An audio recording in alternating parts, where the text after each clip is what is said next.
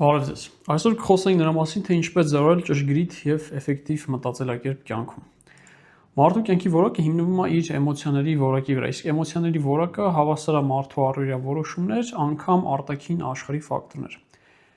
Ցավոք, արտաքին աշխարհի ֆակտորների վրա մարդը կոնտրոլ չունի, բայց ունի կոնտրոլ ներքին ֆակտորների վրա, այսինքն թե ինչ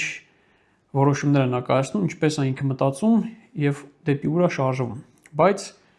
օպտիմալ որոշումներ կայացնելու համար մարդը պիտի հասկանա, թե ինչպես է իր միտքը աշխատում եւ առաջին բանը, որ նա պիտի ընդունի, դա այն փաստն է, որ ցանկացած մարդու ուղեղ ծրագրված է դեպի գոյատևումը, այլ ոչ թե երջանկությունը, հարստությունը, ուրախությունը եւ այլն։ Այսինքն ուղեղը միշտ գերադասում է կարճաժամկետ գոյատևումը իդեմ երկարաժամկետ հաջողության եւ քանի որ այն ձևավորվել է մոտ 500 միլիոն տարվա ընթացքում գոյատևման համակարգերը շատ զարգացած են եւ շատ խորը ներդրված։ Խնդիրը նրանում է, որ մարդու կյանքը շատ է փոխվել վերջի մի քանի 100 տարում եւ այդ համակարգերի մի մասը արդեն էֆեկտիվ չեն եւ ավելի շատ խանգարում են, քան օգնում են նրան։ Իսկ որպեսզի իրանք չխանգարեն, պետք է նախ եւ առաջ իրանց մասին իմանալ։ Հետեւաբար կան մի քանի կոգնիտիվ շեղումներ, կոգնիտիվ բայասներ, որոնք պետք է ճանաչել եւ երբեք չկայացնել կարևոր որոշումները հիմնվելով իրանց վրա։ Ես առանձնացրել եմ մոտավորապես 10 հիմնական բայաս, որի մասին մենք խոսենք եւ առաջինը դա հաստատման բայասն է, այսինքն confirmation bias։ Սրա դեպքում մարդիկ միշտ տեսնում են այն, ինչ ուզում են տեսնել։ Ես կաշխատեմ բերել շատ պարզ օրինակներ, որպեսզի մաքսիմալ հասկանալի լինի։ Մեր բոլորի կյանքում եղել են դեպքեր, երբ մեր ընկերը կամ ընկերուհին սիրահարված են եղել մի մարդու, որը ընդհանրապես չի համապատասխանում իրանց հատկապես երկարաժամկետ հարաբերություն կառուցելու համար։ Եվ կան լիքը ազդակներ, որոնք հստակ ցույց են տալիս դա, բայց մարդուն ինչքան էլ ասում ես, ինքը միշտ փորձում է համոզել քեզ հակառակը եւ հատկապես միշտ փորձում է տեսնել դրական այդ ամեն ինչի մեջ։ Դա կոչվում է confirmation bias, ամենահստակ օրինակն է, այսին բերած օրինակը։ Իսկ ինչի է դա այդպես լինում տրված օրինակում։ Հիմնական պատճառը այն է, որ ուղեղը հատկապես շատ երիտասարդ տարիքում գերադասում է բազմացումը իդեմ երկարաժամկետ ստաբիլ երջանկության։ Եթե մենք ապրենք օրինակ 5000 տարի առաջ եւ մարդու կյանքի միջին տևողությունը 25-ից 30 տարի էր, ապա այդ համակարգը, այդ մտածելակերպը հիանալի լուծում կլիներ, բայց 21-րդ դարում այն շատ վատ լուծում է, քանզի հիմնականում նման հարաբերությունները վաղ թե ուշ ավարտվում են եւ իրենց հետևից թողնում են լիքը դժբախտ մարդկանց եւ երեխաների։ Կարճ ասած, confirmation bias-ի դեպքում մարդը միշտ բացառում է իրականությունը եւ փորձում է տեսնել եւ ուզում է տեսնել միայն դրականը, այսինքն ուզում է տեսնել այն, ինչը որ ինքը ուզում է տեսնել։ Հետևաբար, երբ որ դուք ինչ-որ մի բանի վրա շատ վստահ եք եւ անընդհատ ուզում եք հստակ ինչ-որ մի արդյունք տեսնել ինչ-որ սիտուացիայում, պետք է հիշել confirmation bias-ի մասին։ Կա ամերիկյան հետազոտություն, որը դուրս է բերել այսպիսի մի ստատիստիկա, ամուսնությունները, որոնք ձևավորվում են 20-ից 24 տարեկան հասակում, ունեն ամուսնալուծության 60% հավանականություն։ Իսկ ամենացածր ռիսկը ունի այն ամուսնությունները, որոնք ձևավորվում են 28-ից 30 տարեկան հասակում։ Սրանք հիմնականում վերաբերվում են 5 տարվա ժամկետին։ Սա ընդհանրապես ստատիստիկա է, ինչը նշանակում է, որ ոչ բոլոր դեպքերում այն ճիշտ, բայց բնականաբար ստատիստիկայում կա շատ մեծ ճշմարտություն։ Երկրորդ կոգնիտիվ շեղումը, կոգնիտիվ բայասը դա կոչվում է anchoring bias, խարսխման bias։ Սուպերմարկետները, օնլայն խանութները եւ մեծ կորպորացիաները շատ լավ են հասկանում այդ կոգնիտիվ շեղումը։ Օրինակ Rolls-Royce-ը իր մեքենաները սովորաբար գովազդում է ավիացիոն շոուների ժամանակ կորպորատիվ ինքնաթիռների կողքին։ Ինչու՞։ Քանզի մեքենան արդեն Rolls-Royce-ը թանկ արժի մոտավորապես $500,000։ Բայց երբ դու գովազդում ես այն մի բանի կողքին, որ արժի $30 միլիոն, այդ 500,000-ը թվում է ոչինչ։ Այսինքն այս դեպքում $30 միլիոն հանդիսանում է խարիսք ուղեղի համար, այսինքն պլանկա, եւ մնացած ամեն ինչ ի համեմատության այդ պլանկայի է գնում։ Այնպես որ երբ դուք հաջորդ անգամ on-line գնումներ անեք ինչ-որ միջինական կայքում, որտեղ ապրանքի վրա կա 90% զեղչ, հիշեք, որ ամենայն հավանականությամբ դա չի համապատասխանում իրականությանը։ Իրական գինը արդեն զեղչված գինն է, բայց բարձր գինը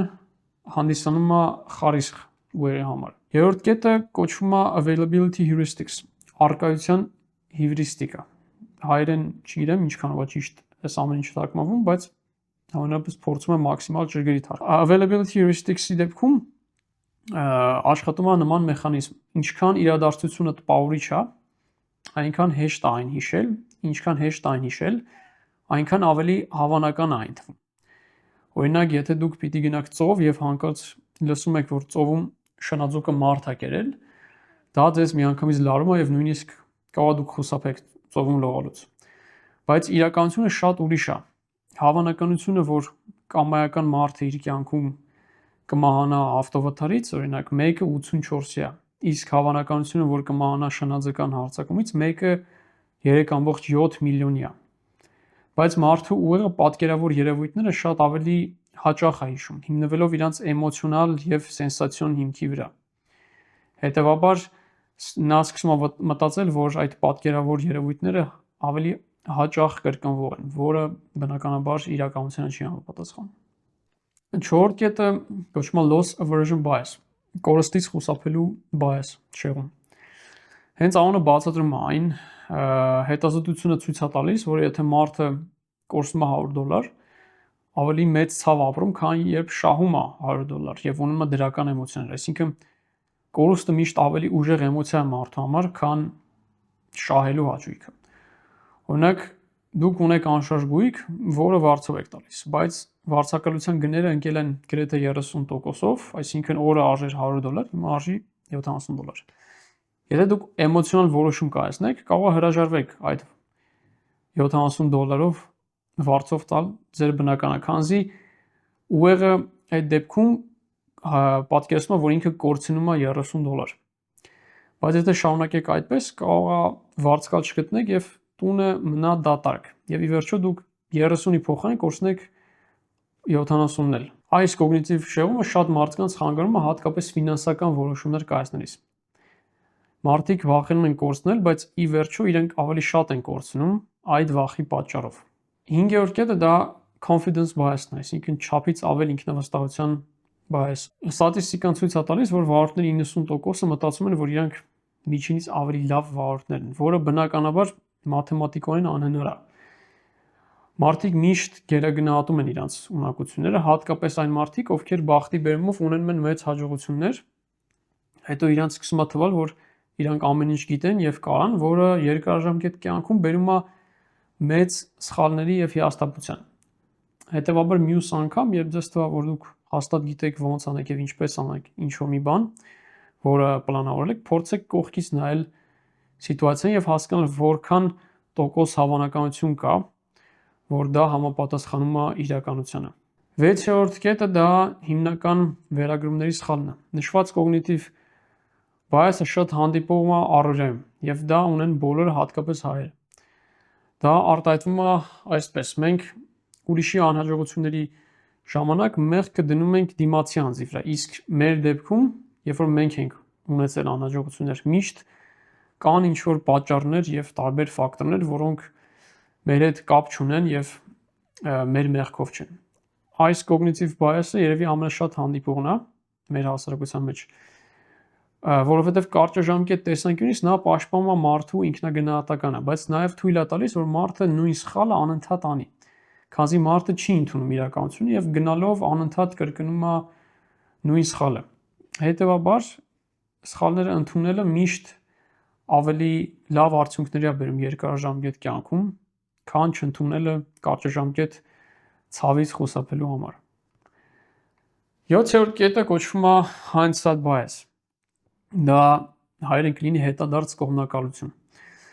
Սա այն դեպքն է, երբ որ ինչ-որ մի բան է պատահում եւ մարդը ասում է ես տենց էլ գիտեի, բայց իրականում չգիտեր, պարզապես ուղեղը կատարում է հիշողության վերակառուցում։ Պետք է եւս մեկ անգամ շեշտեմ, որ ուղեղը ատում է անորոշությունը, իր համար միշտ նպատակահարմար է գտնել կապեր իրադարձությունների մեջ։ Սա նույնպես ինքնապաշտպանական մեխանիզմ է, էգոն պաշտպանելու համար, այսինքն երբ որ ձեզ մի բան է լինում եւ դուք մտածում եք, որ դուք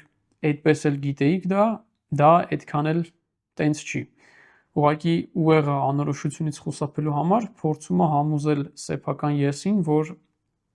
սկզբից էլ դա այդպես էր։ 8-րդ կետը կոչվում է self-serving bias, ինքնահաճ կողմնակալություն։ Երբ մարդը ունենում է մեծ հաջողություն, դա միշտ իր շնորհքն է, իսկ երբ որ անհաջողություն է լինում, դրա պատճառը միշտ ուրիշ տեղ է։ Այսինքն այս դեպքում նույնպես կրկին անգամ այս ֆունկցիայի հիմքում ընկած է մարդու էգոյի պաշտպանությունը։ Սա նույնպես երկկողմանի մեդալ է, երբ մարդը օգտագործում է այս մոտեցումը, իր կյանքը անցնում է համեմատաբար հեշտ, հատկապես երբ որ նա մեծ սխալներ է գործել, բայց